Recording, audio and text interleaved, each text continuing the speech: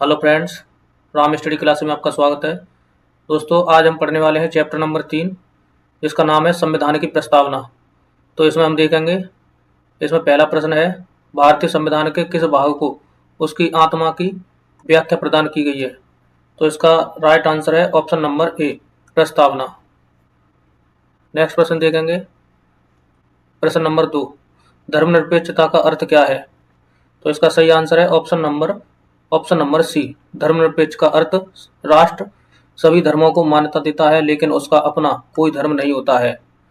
Next प्रश्न, निम्नलिखित में से वे दो शब्द कौन से हैं जिनका समावेशन 42वें संविधान द्वारा संविधान की उद्देशिका में किया गया था? तो इसका राइट आंसर है ऑप्शन नंबर सी, समाजवादी और धर्मनिरपेक्षता।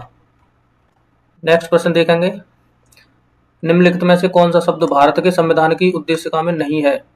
तो इसका राइट आंसर है ऑप्शन नंबर डी, लोक कल्याण, जो कि भारत के संविधान की उद्देशिका में नहीं है। नेक्स्ट प्रश्न, कल्याणकारी राज्य का उद्देश्य क्या है? तो इसका सही आंसर होगा ऑप्शन नंबर बी, कमजोर वर्गों के कल्याण का प्रबंध करना। अगला प्रश्न देखेंगे, भारत को एक गणराज्य मुख्य रूप से माना जाता है क्यों माना जाता है, ये पूछा गया है। तो इसका सही आंसर है ऑप्शन नंबर ए, राज्याध्यक्ष का चुनाव होता है, इसलिए भारत को एक गणराज्य मुख्य रूप से माना जाता है, ये आपको ध्यान रखना है। आगे प्रश्न देखेंगे, भारतीय संविधान की प्रस्तावना के सिलसिले में निम्नलिखित में से कौन सा क्रम सही है? तो ये क्रम कभी कभी पूछ लिया जाता है। तो इसका आंसर होगा ऑप्शन नंबर डी, सार्वभौम, सत्ता संपन्न, समाजवादी, धर्मनिरपेक्ष, जनवादी और गणतंत्र।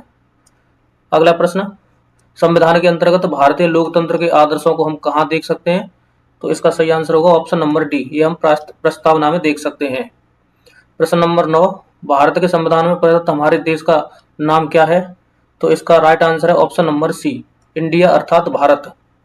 अगला प्रश्न देखेंगे, किस वर्ष भारत एक प्रभुत्व संपन्न प्रजातांत्रिक गणराज्य बना था?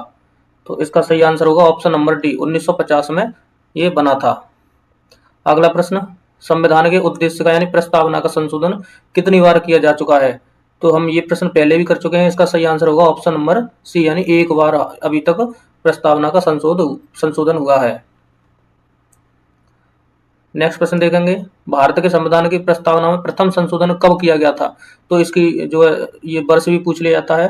तो इसका सही आंसर होगा ऑप्शन नंबर बी, 1976 में किया गया था।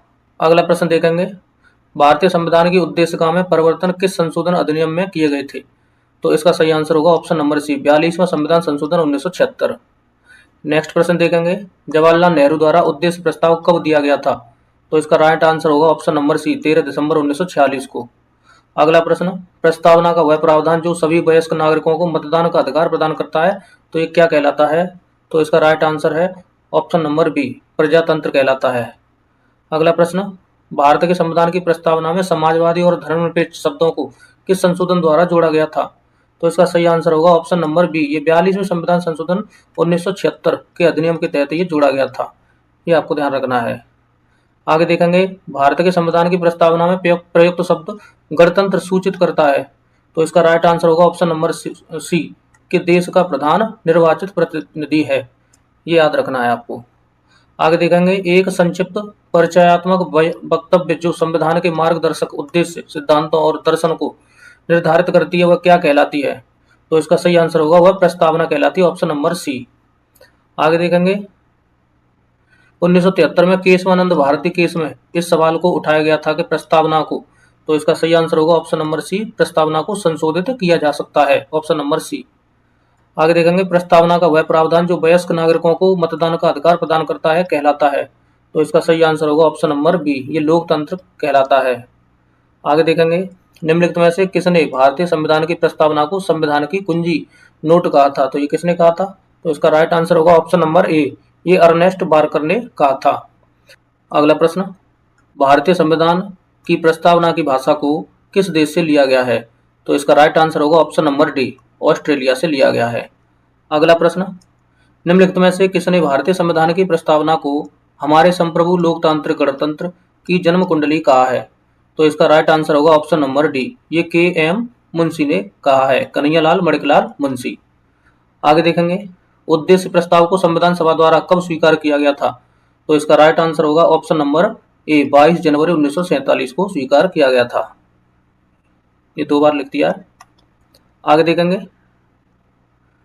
भारतीय संविधान की प्रस्तावना पर किस क्रांति का प्रभाव नहीं झलकता है? तो इसका राइट आंसर होगा ऑप्शन नंबर डी, चीन की क्रांति 1912। अगला प्रश्न, संविधान के अंतर्गत भारतीय लोकतंत्र के आदर्शों को हम कहाँ देख सकते हैं? तो इसका राइट आंसर है ऑप्शन नंबर बी, ये प्रस्तावना में हम देख सकते हैं। अगला प्रश्न, भारत के संविधान के संबंध में निम्नलिखित में से कौन सा कथन सही नहीं है? तो राइट आंसर होगा ऑप्शन नंबर सी, उद्देश्य का न्यायालय में परिवर्तनीय है, ये सही नहीं है। और जितने भी 3 ऑप्शन है ये सभी सही हैं, जबकि ये सही नहीं है, यही आंसर होगा। अगला प्रश्न जो कि लास्ट प्रश्न है, उच्चतम न्यायालय ने किस बात में कहा कि उद्देश्य का संविधान का अंग नहीं है?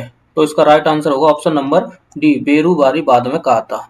तो दोस्तों आज के प्रश्न थोड़े से टफ थे और आपको पता है कि कंपटीशन थोड़ा हार्ड हो गया है, थोड़ा नहीं बहुत ज़्यादा हार्ड हो गया है और प्रश्न कठिन ही पूछे जाते हैं। तो इस प्रकार आप क्लास देखते रहिए डेली, और डेली हम ये कोशिश करेंगे कि एक क्लास डेली लेकर आएँ, तो अगली क्लास जो होगी वो अगले टॉपिक पर होगी। तो चलिए इसी प्रकार अपनी प्रैक्टिस करते रहिए, अपने एग्जाम की तैयारी करते रहिए। तो आज के लिए इतना ही। वीडियो देखने के लिए धन्यवाद। जय हिंद, जय भारत।